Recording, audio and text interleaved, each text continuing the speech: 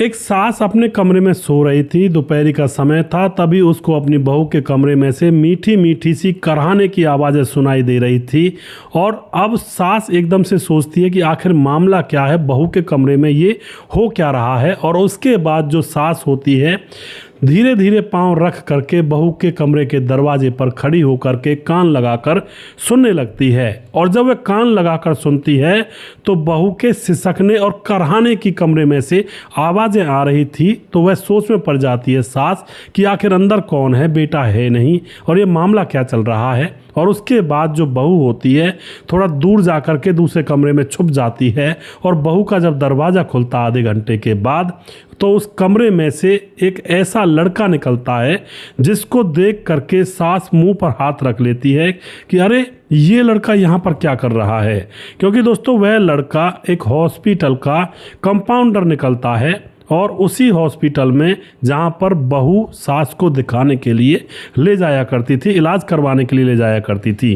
अब उसके बाद यहाँ पर सास कैसा कदम उठाती है, दो लोगों की निर्मम तरीके से हत्या हो जाती है।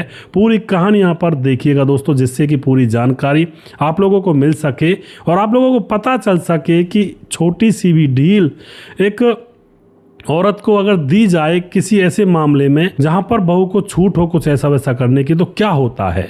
पूरी कहानी जानेंगे, वीडियो को लास्ट तक जरूर देखिएगा। नमस्कार, मैं हूं सुदेश कुमार और तिरछी बात चैनल में आपका स्वागत है। यह घटना घटित होती है गुजरात अहमदाबाद के अंदर, जहां पर विपुल मोदी नाम का एक शख्स रहा करता है जिसकी उम्र होती है 35 साल। वह बाहर जॉब किया करता है, घर पर कम रहता है। उसकी पत्नी सुजाता मोदी 32 साल की है और इनकी एक बेटी है। और इस विपुल मोदी की माँ है जिसका नाम है कंचन मोदी। कंचन मोदी 55 साल की है। तो घर के अंदर आराम से यह लोग रहा करते हैं। जो विपुल मोदी होता है वह तो जॉब के सिलसिले में ज़्यादातर घर से बाहर रहता है और घर के अंदर उसकी जो पत्नी है वह अपनी सास की देखरेख करती है। वो बीमार हो जाती है तो उसको दवाई गोली देना, डॉक्टर को दिखाना, इस तरह से यहाँ पर यह परिवार चल रहा होता है। अब जब सास अपनी बहू के साथ हॉस्पिटल जाती है तो यहाँ पर सिलसिला कुछ ऐसा था। सास ज़्यादातर बीमार रहा करती है और उसकी बहू सुजाता मोदी उसको हॉस्पिटल ले जाया करती है हर हफ्ते, हर 2 दिन में, हर 4 दिन में। तो इस तरह से मामला यहाँ पर चल रहा होता है। वहाँ पर एक कंपाउंडर हुआ करता है जो इनकी मदद कर दिया करता। जैसे कि ये जाकर पर्ची की लाइन में लगते हैं तो वह कंपाउंडर इनका नंबर सबसे पहले लगवा देता और उसके बाद यहाँ पर सुजाता मुस्कुरा करके उसका धन्यवाद कर दिया करती। उस कंपाउंडर का नाम होता है बलदेव सिंह। और अब रोज़ 2-4 दिन बाद यह लोग जो जाते हैं हॉस्पिटल के अंदर तो रोज़ रोज़ वह बलदेव सिंह वहाँ पर मिला करता और रोज़ रोज़ इनकी मदद कर दिया करता। अब तो यहाँ पर बलदेव से उस लड़की सुजाता मोदी की बातचीत भी होने लगती हैं। दोनों एक दूसरे को अपना फ़ोन नंबर इसलिए दे देते हैं कि वह कहती है सुजाता, जब मैं माँ जी को लेकर आऊँगी तो तुम मेरी पर्ची कटवा देना और मैं अपना फ़ोन नंबर तुम्हें दे रही हूँ, तुम अपना फ़ोन नंबर मुझे दे दो, मैं फ़ोन करके बता दिया करूँगी। इस तरह से यहाँ पर फ़ोन नंबर का आदान प्रदान हो जाता है। लेकिन पर्ची तो कटती ही कटती है, लेकिन साथ में जो सुजाता होती है वह उस कंपाउंडर के पास जब बार बार फ़ोन करती है तो उन दोनों की बातें कुछ ज़्यादा होने लगती हैं। और बातें उस लेवल तक हो जाती हैं जिस लेवल पर पति पत्नी बातें किया करते हैं। तो दोनों गंदी संदी बातें करने लगते हैं और दोनों एक दूसरे के प्रति आकर्षित हो जाते हैं।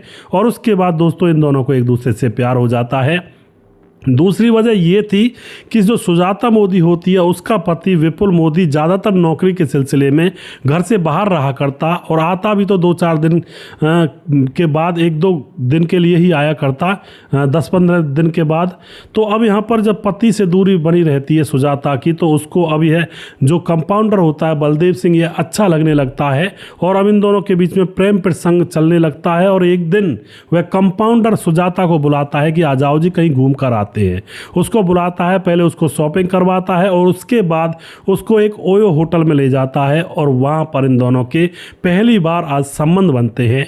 और जब एक बार संबंध बन जाते हैं तो अब यह सिलसिला इनका रोज रोज का होने लगा था, क्योंकि इस काम में इन दोनों को बहुत ज़्यादा काफ़ी मज़ा आने लगा था। अब तो जब भी सुजाता को मौका मिलता उस कंपाउंडर के कहने पर बताई गई जगह पर पहुँच जाया करती और उसके साथ संबंध बनाया करती। धीरे धीरे इसी तरह से समय गुजर रहा था। लेकिन लेकिन अब जो सुदाता होती है वह अपने प्रेमी कंपाउंडर से कहती है कि देखो रोज़ रोज़ वो होटल में जाना पड़ता है, बड़ी दिक्कत होती है, मेरी सास ज़्यादातर बीमार रहती है और कमरे में से बाहर निकलती ही नहीं है और मुझे वहीं पर बुला लेती है। तुम ऐसा किया करो, मेरा कमरा थोड़ा सा दूर भी है सास से और तुम मेरे कमरे पर ही आ जाया करो। और अब तो दोस्तों यहाँ पर क्या होता है, वह रात के समय में अपने प्रेमी कंपाउंडर को कमरे पर बुलाने लगती है और रात को अकेली तो सोया करती थी और खूब मज़े इनके उस कमरे के अंदर हुआ करते हैं। सास को अभी कानो कान खबर नहीं थी। इसी तरह से महीने 2 महीने गुजर जाते हैं। अब क्या होता है, जो उसका पति विपुल मोदी होता है वह ज़्यादातर अब नौकरी उसकी चेंज शिफ्ट बदल चुकी थी और वह दिन में अपनी पत्नी के पास रहा करता और कई बार रात में भी रुक जाया करता। और अब तो ऐसा सिलसिला हो चुका था कि वह सुबह जाया करता ड्यूटी पर, शाम को घर पर आ जाया करता और रात भर अपनी पत्नी के साथ अपने कमरे में रहा करता है। तो अब रात के समय में अपने प्रेमी बलदेव सिंह को बुलाना इस सुजाता मोदी के लिए बहुत ही कठिन हो रहा था, क्योंकि अब तो पति था। अब इसका प्रेमी कहता है कि अब क्या करें, हमारा तो मन नहीं लग रहा एक दूसरे से मिले बगैर। सुजाता मोदी कहती है कि तुम ऐसा करो, दिन कर आ जाना दिन में और चुपचाप आना, मेरी सास तो सोई रहती है और चुपके से 15 मिनट का काम होता है और इसमें तुम्हारी भी हसरत पूरी हो जाएगी और मेरा भी तुमसे मिलने के लिए बहुत ज़्यादा मन कर रहा है। अब इसकी बातों में आकर के बलदेव सिंह दिन में इसके घर पर आ जाता है। सास अपने कमरे में टीवी देख रही थी, तभी ये दोनों एक कमरे के अंदर घुसकर संबंध बनाने लगते हैं। लेकिन सास जैसे ही उसको नींद आती है तो टीवी बंद करती है सोने के लिए, और जैसे ही टीवी बंद करती है तो उसको बहू के कमरे में से मीठी मीठी करहाने की आवाज़ें आने लगती हैं। सास समझ जाती है कि भाई मामला गड़बड़ है, क्योंकि उसका बेटा तो ड्यूटी पर गया हुआ है और बहू के कमरे में आके कौन है। तो वह थोड़ा सा छुप करके बैठ जाती है और जब बहू के कमरे का दरवाज़ा खुलता है आधे घंटे के बाद, तो कमरे में से वही चपड़ा जो हॉस्पिटल का कंपाउंडर होता है बलदेव सिंह, वो निकलता है। इसको देख करके सास एकदम से हैरान हो जाती है कि ये यहाँ पर क्या कर रहा है, ये तो हॉस्पिटल का कंपाउंडर है। लेकिन दोस्तों अब वह कुछ नहीं कहती है, शाम तक अपने बेटे का इंतज़ार करती है। बेटे के आने के बाद बेटे को सारी बात बता देती है। अब बेटा अभी भी अपनी पत्नी से कुछ नहीं कहता है। बेटा कहता है अपनी माँ से कि ये मुझे पागल बना देगी, कि ऐसा कुछ नहीं है और आपको पागल घोषित कर देगी, मैं इसको पहले रंगे हाथों पकड़ूंगा। और उसके बाद यहाँ पर दोस्तों बेटा ताक में था, नौकरी पर गया नहीं था, वह गाँव में ही था। अब जैसे ही ये कंपाउंडर घर के अंदर आता है तो सास ने निगाह रखी हुई थी, तुरंत वह अपने बेटे के पास फ़ोन कर देती है। तो बेटा मौके पर वहाँ पर पहुँच जाता है और एकदम से दरवाज़ा खोल देता है। दरवाज़ा खोलते ही उसको जो चित्रहार दिखाई देता है, उसकी पत्नी निर्वस्त्र और उसके कंपाउंडर के साथ लेटी हुई थी। अब वह अपनी पत्नी से खूब लड़ाई करता है। कंपाउंडर जल्दी जल्दी कपड़े पहनता है और पत्नी जल्दी जल्दी अपने कपड़े पहनती है और कंपाउंडर तो वहाँ से भाग जाता है, लेकिन वह अपनी पत्नी के ऊपर थप्पड़ों से पिटाई लगा देता है और कंपाउंडर से भी कह देता है कि आज के बाद मेरे घर में आ मत जाना। अब यहाँ पर यह मामला जब हो रहा था तो पत्नी उसके पांव पकड़ लेती है, मुझे माफ़ कर दो, मुझसे गलती हो गई।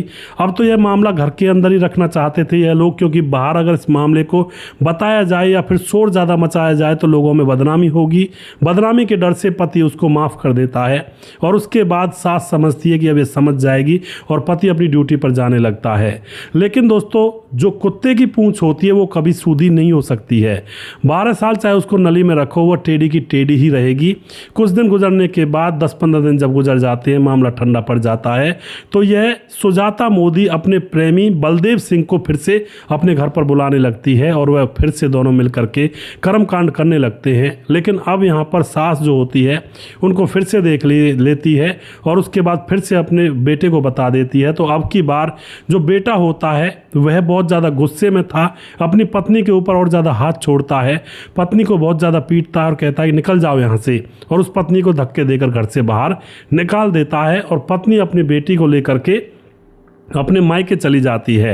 अब पत्नी मायके चली गई थी, घर पर माँ बेटे दोनों थे। अब दोस्तों कुछ दिन और गुजरते हैं। कुछ दिन गुजरने के बाद जब सास अपने घर के अंदर सोई हुई थी तो किसी ने दरवाज़ा खटखटाया। सास जाकर के दरवाज़ा खोलती है तो सामने वही कंपाउंडर बलदेव खड़ा हुआ था। एकदम से घर के अंदर आकर के दरवाज़ा अंदर से लॉक कर लेता है और सास कहती है तुम यहाँ पर क्यों आए हो, और उसके बाद वह उस सास को पीटने लगता है कि तुमने हमारे रिश्ते के बारे में अपने बेटे को बताया और तुमने हमारी हंसती खेलती ज़िंदगी बर्बाद कर दी, अच्छे आनंद आ रहे थे ज़िंदगी जीने में। इस बात को लेकर के वह उस सास को पीटते पीटते उसकी हत्या कर देता है। और हत्या करने के बाद अब उसके टुकड़े करके शरीर के, और टुकड़े करने के बाद एक गठरी में बांध देता है। सोचता है कि इसको ठिकाने लगा दूंगा, किसी को कुछ भी पता नहीं लगेगा। वह फर्श को साफ कर रहा था जो खून वगैरह लगा हुआ था, और उसके बाद वह गठरी को ले जाने वाला था कहीं ठिकाने लगाने के लिए। लेकिन इतने में ही जो विपुल मोदी होता है, उस बूढ़ी औरत का बेटा, वह भी वहाँ पर आ जाता है। और एकदम से जब दरवाज़ा खुला देखता है तो अंदर आ जाता है। और अंदर आने के बाद देखता है कि यह जो कंपाउंडर बलदेव सिंह है, खून पहुँच रहा है फर्श में से, और इसकी माँ के हाथ पैर उस गठरी में से निकल रहे थे। वह एकदम गुस्से में आ जाता है और इससे कहता है तुमने ये क्या कर दिया, मेरी माँ की हत्या कर दी। अब बलदेव के हाथ में कुल्हाड़ी थी दोस्तों, वह इसके ऊपर भी वार कर देता है और इसकी भी हत्या कर दी जाती है। इसकी जान से इसको मारने के बाद अब इसकी भी गठरी बंधाता है, और गठरी बांध करके इसको भी अलग से रख देता है। फिर खून इसका भी साफ करने लगता है, लेकिन अब वह सोचता है कि मैं कहाँ तक ये ब्लड साफ करूँगा, ये 2 गठरियाँ ठिकाने लगाना बड़ी मुश्किल हो जाएंगी। और उसके बाद वह उनको यूं ही छोड़ करके वहाँ से फरार हो जाता है, क्योंकि वह घबरा भी ज़्यादा गया था कि हाँ तो मैंने काम तमाम कुछ ज़्यादा ही कर दिया है। अब वह तो चला जाता है। 3 दिन गुजर जाते हैं। 3 दिन के बाद उन दोनों लाशों में से बदबू उठने लगती है, और पड़ोसी परेशान हो जाते हैं बदबू से। पुलिस को बुलाते हैं कि इस घर के अंदर से बदबू आ रही है। पुलिस आती है, दरवाज़ा खोलती है, अंदर जाकर देखती है तो माँ बेटे की लाश को गठरी में बांधा हुआ था, ब्लड फर्श पर फैला हुआ था। तो चारों तरफ मोहल्ले में हाहाकार मच जाता है कि ये किसने कर दिया। अब उसके बाद जब पुलिस पूछताछ करती है तो अड़ोसी पड़ोसी बताते हैं इनकी बहू रूठ करके अपने मायके में बैठी हुई है। तो अब पुलिस को यही शक होता है कि इनकी बहू ने करवा दिया होगा कोई कांड।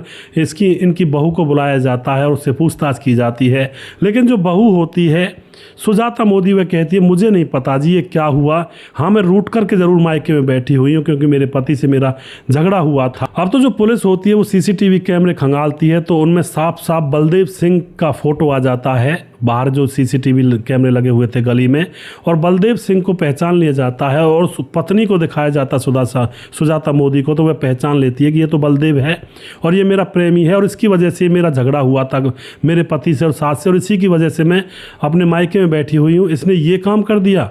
अब जो पत्नी होती है वह पुलिस को बता देती है कि यह तो कंपाउंडर है। पुलिस तुरंत उस बलदेव को पकड़ती है और उससे पूछताछ करती है। पहले तो इधर उधर की बातें करता है, लेकिन बाद में वह बता देता है कि मैंने ये कांड किया है।